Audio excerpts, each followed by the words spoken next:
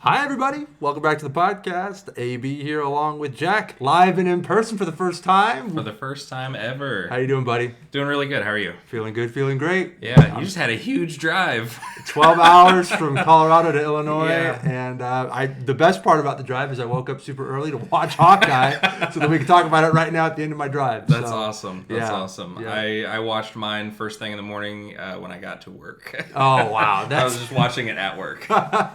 Anybody that you work for, I hope they're not listening. Yeah. This is a different flow for sure. It feels Yeah. a lot better to be sitting in front of you, actually, as opposed to a camera. So I agree. I'm excited to see how this works out. But obviously, we're talking about Hawkeye Episode 6, our season series, whatever you want to call it, finale. Mm-hmm. Let's run through quick hits real quick, and then we can just dive right in. Let's do it.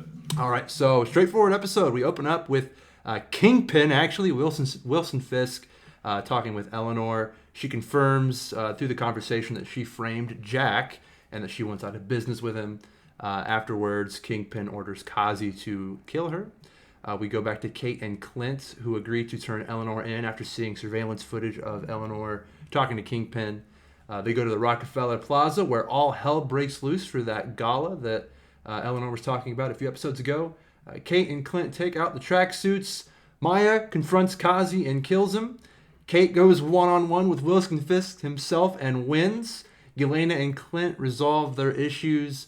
Maya confronts Fisk and shoots him, seemingly kills him. Mm-hmm. Eleanor is arrested. Kate spends Christmas with Clint's family. Also, the watch is Laura's. Mm-hmm. What an episode. So, How did you feel about this one? It was not a super strong conclusion in my opinion. It was a fine conclusion. Yeah. I guess. So I don't want to say that I hated it. And I didn't. You liked it? I liked it. Yeah, it was fine. Everything got wrapped up. When you were going through the quick hits, there was one thing that I realized that I had forgotten about even after watching it the second time. I think it was the 5th episode. Maya confronts Qazi about not being there the night that her dad was killed. Right. We never get any resolution. They don't talk about that in this episode. They don't. Maya kills Qazi. Yeah. And I assume that she's out now.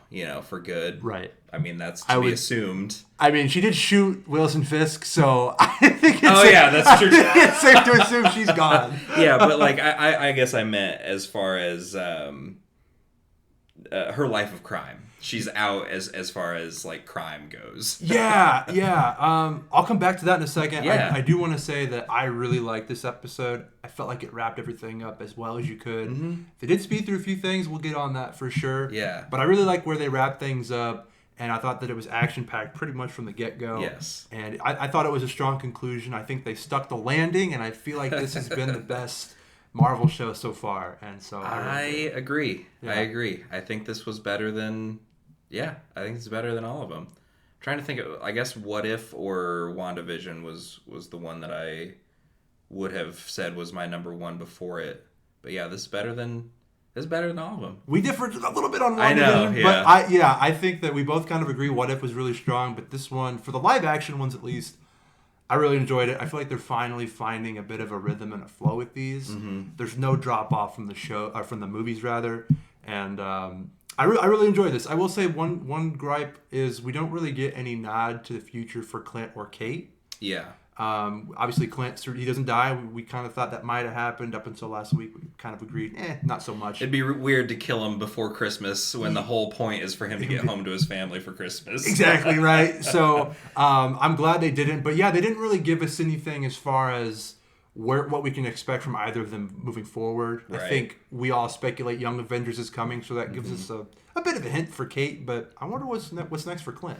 So just to keep track of them all, when I went through these on my second watch, I wrote in my notes the names of all the main characters.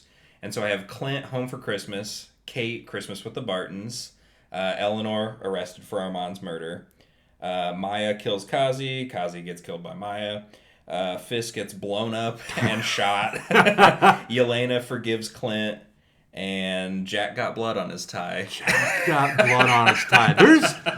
There's a lot to get in here on this because they introduced so many new characters in the show, and most of them had something kind of going on all the way. And yeah. I don't know if everybody got wrapped up, but we got something from each character in this episode. So let's get back to Maya. You brought it up. Great point, because last episode she implied to Qazi that he was the informant. He denied it, and then this week they don't even follow up with that. She kills him. I kind of assumed that story would bleed out into, no pun intended, bleed out into the Echo show. Yeah, me too. I thought that would be the natural way to do it. Yeah, exactly. So I guess she just kind of knows that he was the informant and doesn't need the confirmation. But she also, in this episode, was like, let's put it all behind us and go together. So she was willing to overlook that. Yeah, I guess, yeah. Feels a little out of character for somebody that wanted to kill the Ronin so bad. Well, I don't know. She's getting, the way I see it, she's getting the resolutions she wants. She knows Ronin's identity. She's, I guess, coming to terms with forgiving Clint. Sure. In her own way. They don't really get to that in the episode. But, yeah, she knows that, I guess she knows she's gonna kill Fisk. I don't really know where her head's at when she's going through this stuff with Qazi. Was that on the rink, or was that? That was kind of off to this. Well, it was near the rink. Yeah. So. I don't know. I would have been nice to get an interaction with her and Clint. Just kind of maybe a nod or a whatever. Yeah. I don't necessarily forgive you, but I understand, something like that. Yeah. But yeah, it does feel like that was a little bit rushed, but it doesn't make me disinterested in her show coming up here. Right. Well, yeah, and the good thing about her, about them not really, or the good thing about them tying up all of Maya's loose ends is that she has a blank slate to start a show. Yeah. And her show doesn't have to be about anything that was covered here, right? Right. So they can write more backstory. They could make the show not be about her past and be about her moving forward. Sure. Which I don't think is bad. I agree. I think that the best way to go about it was to write Qazi off here. Yeah. Or else he would have to be a character in Echo, right? Right. He would have to be. Yeah. Maybe we get him coming back as for some flashback scenes, but I think that writing him off here was the right move. She can get a blank slate. Yeah. And we'll see what that show holds. I'm looking forward to it. And also with the way that he dies, I mean, they could bring him back pretty feasibly, right? Like he gets stabbed with an arrowhead. Is that how he got stabbed for sure? I think it was an arrowhead. Yeah. Like he could be okay, I guess. He could. If they really needed Qazi to be an Echo. They could. They could. Yeah, it's a comic book movie or show, so they could get away with it for sure. Exactly. So speaking of slightly off-screen deaths, Fisk, what up? Yeah, that's a big. So let's just talk about Fisk altogether. Yes. Here. So episode opens up right with him. I'm so glad. I didn't want to wait that much longer for it. So he comes in. D'Onofrio doesn't miss a beat.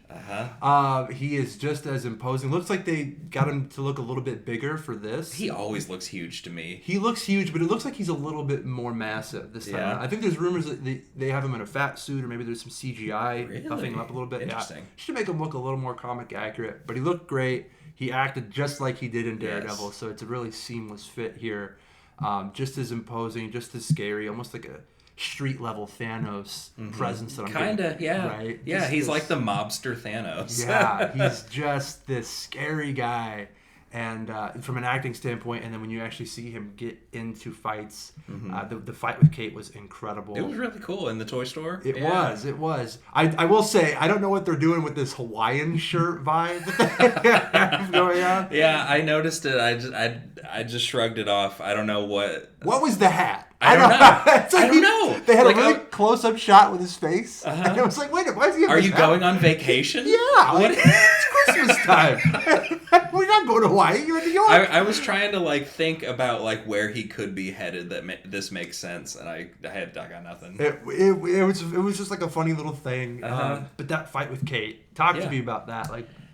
I mean, he throws her around like a rag doll, and she just simply outsmarts him. Yeah. It was really cool. And you got the snap trick with one of his cufflinks. With one of his cufflinks that she grabbed from the floor. She does this little move where she slides between his legs. Yep. Doesn't touch him. I thought, sure that was going to be for her to set up for an attack, and doesn't touch him. He just turns around. It's like, oh, here we go, and then she snaps the cufflink. Nice little nod to Daredevil. If you've seen that show, he's all about his cufflinks, and he not death but loss via cufflink is quite a way to go down. But that fight I think that fight goes a long way to legitimize Kate as a legit hand-to-hand combatant. For sure. She's younger. Clint even makes the comment like, look at her, she looks like she's 12. Yeah. But then she goes in there, takes Fisk. I mean, he's not trying to hurt her, he's really trying to get around her up until the very end. But she goes in, takes every blow, gets thrown around like a rag doll, and still comes out on top. So this was a really good way to legitimize her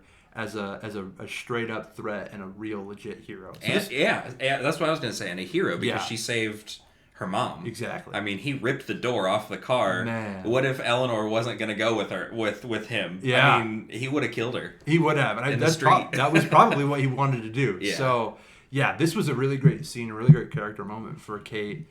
And god dang it, Kingpin. So seemingly dead. I think we all know he's not actually dead. They didn't show a body. I don't believe it. No. Well, I don't know how they'll make it make sense and make it good, but I'm sure they will. It's Fisk. He's hard to kill. Plus, we saw Kate actually shoot him with an arrow, point blank. Yeah, center mass, and he just breaks it. Yeah. What? Yeah. He doesn't pull it out. He breaks it. Exactly. What? So an animal. I find it hard to believe that a single bullet would kill him. And maybe Maya chickens out at the last part, because there's that moment of dialogue where he says, "I love you," or "your family," something like that. Yeah. So maybe she at the last second decided not to do it.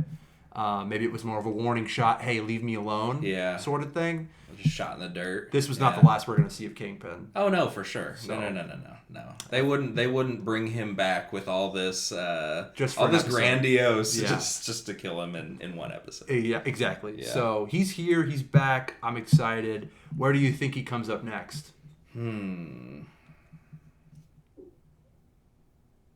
Probably Echo, I would say. You think so? Maybe. I don't know. It depends on what they want Echo to be about. Because if they want to do backstory stuff, I think Fisk should be in it. If they want to be, how does she become a hero? How do we springboard this into her being a good guy? I think it needs to not have stuff from her past. Oh, okay. And in that case, I don't know. The next, probably whatever property Daredevil's in next. There are some rumors that we might get Daredevil in She-Hulk. Both of them are lawyers. I think that we could see Kingpin in She-Hulk. I think that you have to kind of do Kingpin in Echo. He's a big part of her story. I don't know a ton more about her outside of really her backstory and how she becomes a hero. So I don't know many more of her villains, but it just feels weird that you would have this big story in this show as her introduction and also Kingpin's reintroduction to not carry that off into the next show. Maybe he's hiring people that she's dealing with, but I feel like he's going to be in it in some capacity. In She-Hulk? She-Hulk and Echo. Echo. Yeah. If not, I mean, maybe just for backstory scenes, you think? Or do you think he'll be the big bad of Echo? I think he'll be the big bad. Or really? At least, I think he'll at least be in a few episodes. Yeah. I think so. Okay. I hope you're right, because I can't get enough of Vincent D'Onofrio's Wilson Fisk. It's the perfect it's the Tony Stark level of casting. Yeah. Right? Yeah. The Robert Downey Jr. Yeah. He's perfect. He's phenomenal. He's flawless. He's such a great actor. And he's a welcome addition to the MCU. So I anticipate we will not only see him in more shows, he will certainly pop up in a movie or two, I'm sure, as well. Hopefully, fingers crossed, Spider-Man 4. Yes. That's my hope. Yeah. So that's all on Kingpin. Let's get on a really light, quick note here. Sure. Jack DeCane. Yeah. I was off. Yeah. He was a good guy all along. He was a good guy Isn't that crazy? I mean, that was... It's very seldom that a red herring excites me because it's supposed to be the opposite. But like he was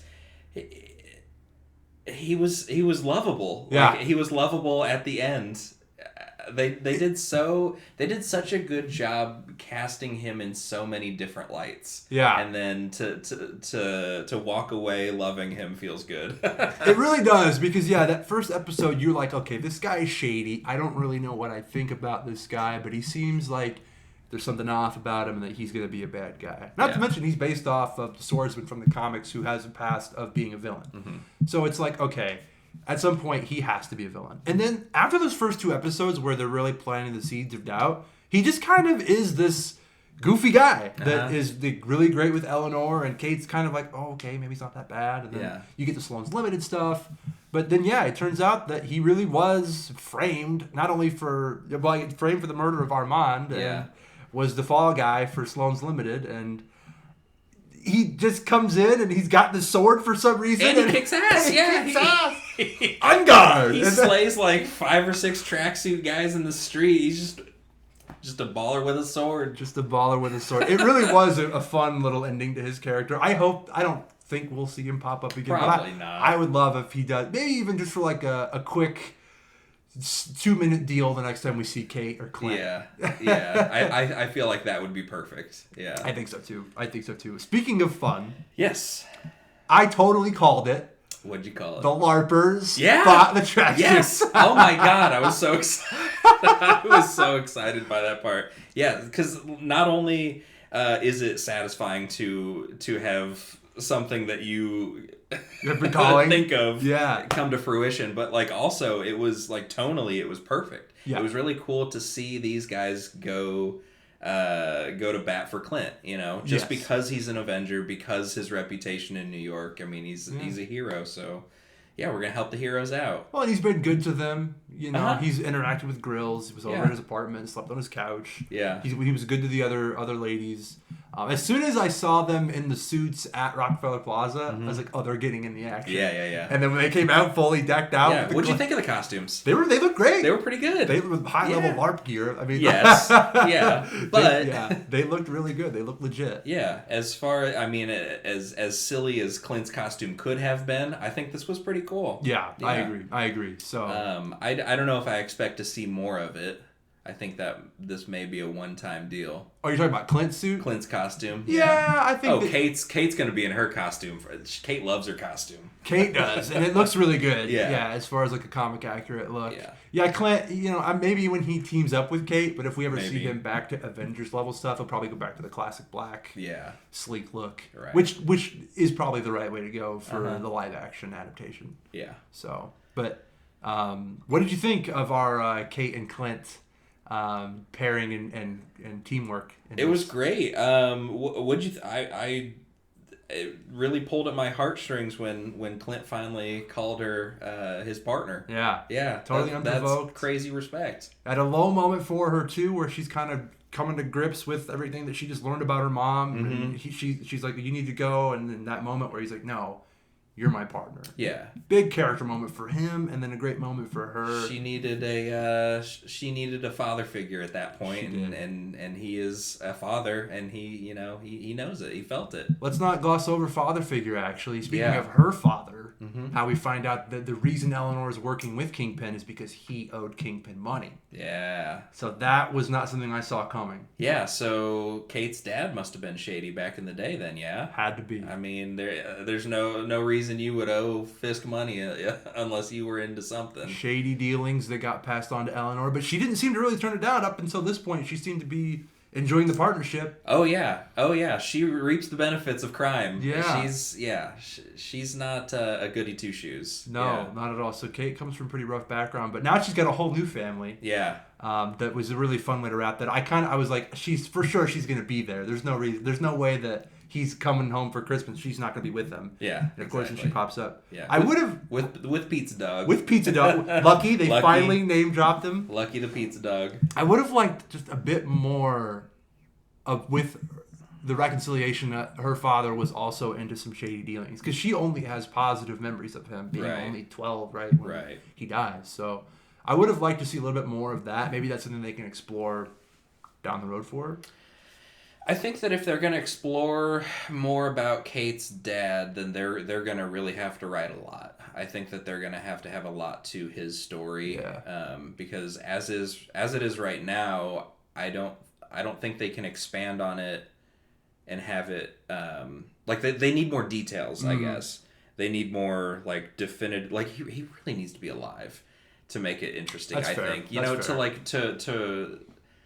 Or it has to have some sort of impact. Like his shady dealings. I guess that's true too. Have to have some sort of like fallout. Yes, that they're dealing with to get us to care about a dead character from an old show. Yeah, right. That's fair. I would have liked more though. Yeah, same. Yeah. I mean, it kind of would have been the not revelation, I'm not sure what word I'm looking for, but the moment in Ant-Man and the Wasp when you find out that what's her name? I can't even think of her name. Yeah, Janet is alive and trying to get them to come save her. Yeah, where they're like, she's been trying. When you find out that she's alive and has been trying, what if Kate's dad was, I don't know, survived the aliens in New York and then was kidnapped by Fisk or his goons or whatever. Yeah. And I don't know. That could be something actually, but I don't know if that would really make sense given that Eleanor's been working. But maybe she doesn't know. It's a whole different thing. Yeah, exactly. We're trying to write. We're trying to do their job. Right. Yeah. It would have been a lot to address that in this episode where you have so many things going on. Yes. But that's true too. It's they did kind of brush past it. I feel like in the first episode they took time to really build that relationship, and then nothing came of it. And then there's this quick mention at the very very end of, oh, by the way, he worked for Fisk. Yeah. And then they don't really ever address it again. So it's just like them conveniently forgetting about it. It is what it is, but you ruin Kate's. You don't ruin her memory of her dad, but you kind of ruin the white knight-ness about dad. But I guess that further strengthens her bond with Clint. True. And Laura takes right to Kate, and the kids are all right there. And, do you want to talk about Laura? Yeah, and her watch. So I brought it up that might be hers. That's a heavy rumor that a lot of people were speculating on. Yeah. Disappointing how that resolved, though. I wasn't super disappointed, but I wasn't impressed. Yeah. It was just kind of like, oh, all right. Like, it makes sense that it was Laura's, but why did Kingpin want it? Or why did the tracks? Exactly.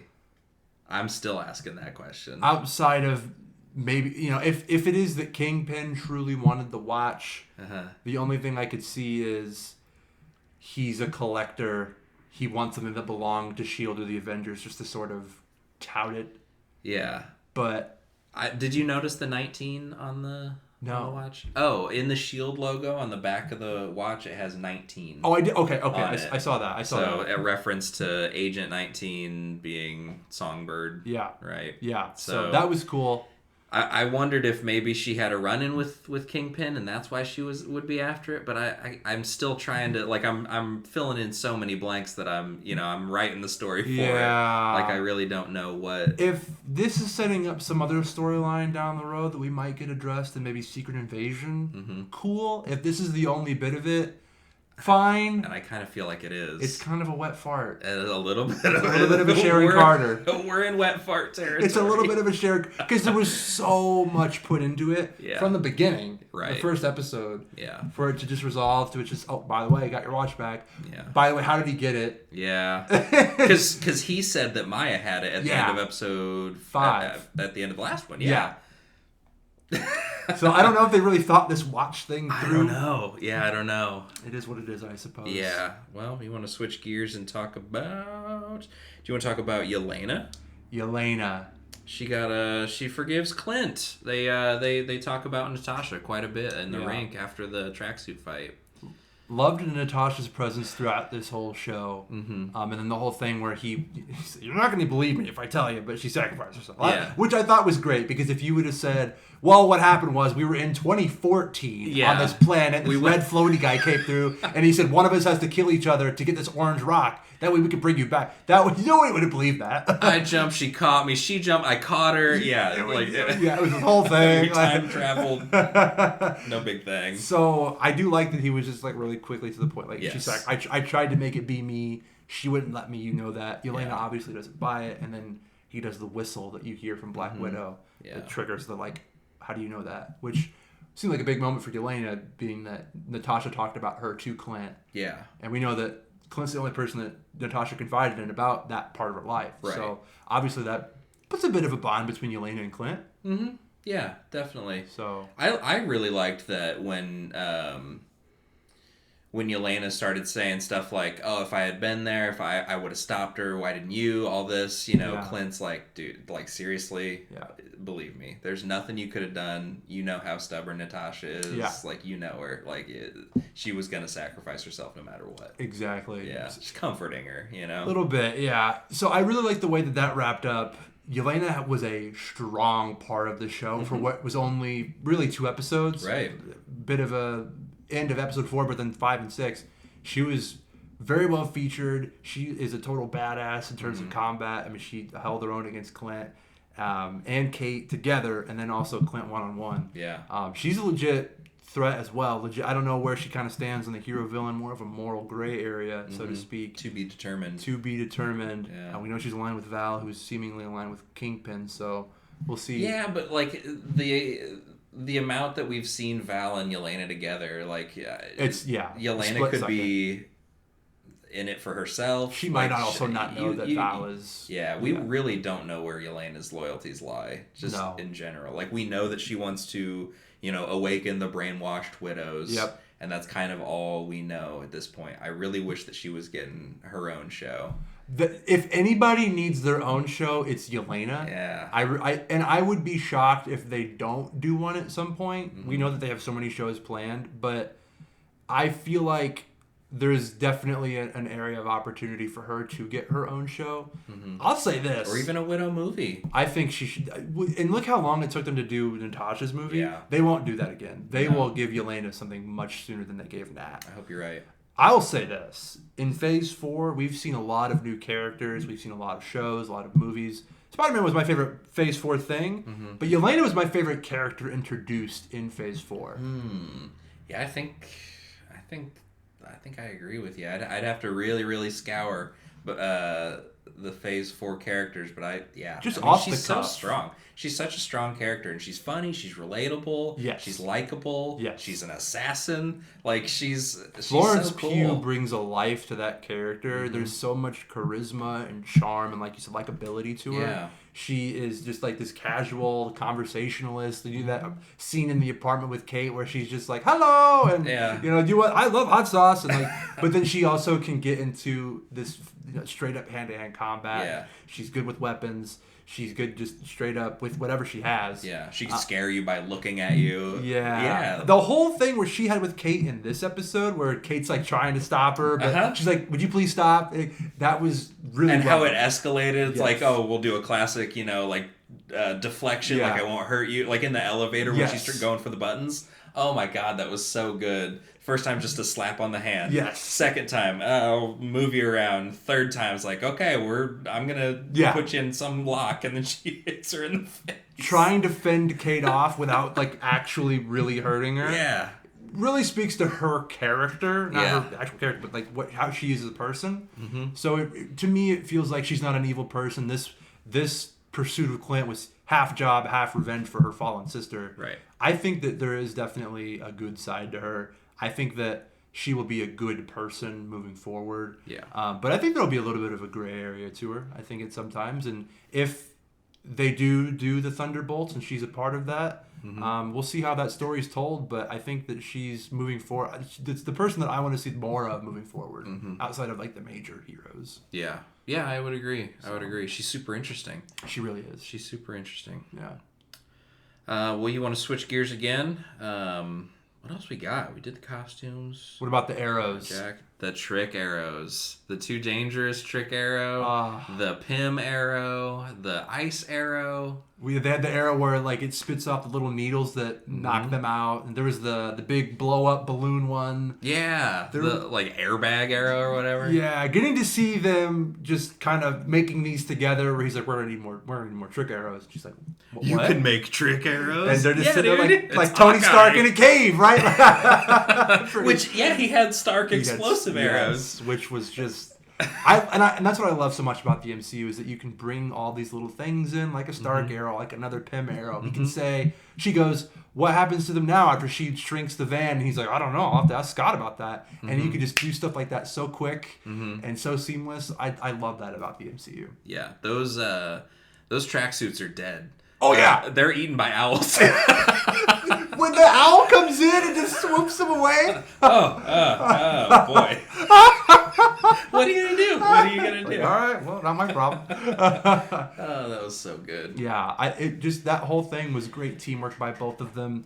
Seeing them kind of fight out of that ice rink with what was 100 of tracksuits. Oh man, there was a lot of that just kept coming. Yeah, in waves. Red and green tracksuits. Yeah. Very apt for Christmas. It was great. Yeah. They're all bro and all this. The moment she had with the one guy. Yeah. He's like, did you talk it through? He's like, yeah, we went to see Maroon 5 instead. We went to Maroon 5. It was great. Like, what's up with the gun? It was the whole episode. Just they got right into the action and it was just kind of nonstop all the way up until all of the stories got resolved. I thought this was a really strong finish. Not perfect, of course, but I enjoyed the show. I looked forward to it so much every week. This was really, if this is the quality we can expect from Marvel moving forward on the show side, I'll have no complaints. We'll have a great next couple of years. I was about to say, like, as far as like tying up loose ends, I feel like the worst one was The Watch, and it wasn't that bad. No, I mean.